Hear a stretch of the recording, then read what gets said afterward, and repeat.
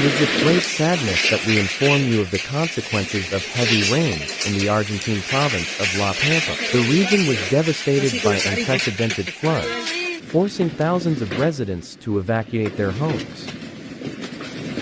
Waters are rising rapidly in many rivers and streams, leaving many areas underwater and making it impossible for emergency services to reach those in need. Local authorities reached out for help, but the situation continued to deteriorate, and many residents had to flee their homes with little more than the clothes on their backs.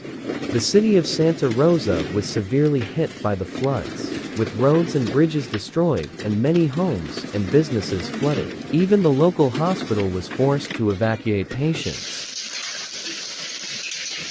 Although the Argentine government declared a state of emergency in the affected areas and pledged to provide assistance to those affected by the floods, including food, shelter, and medical assistance, the magnitude of the disaster means that full recovery in the province will take time. It is heartbreaking to see so many people suffering the consequences of the heavy rains, and we hope that the situation will improve soon.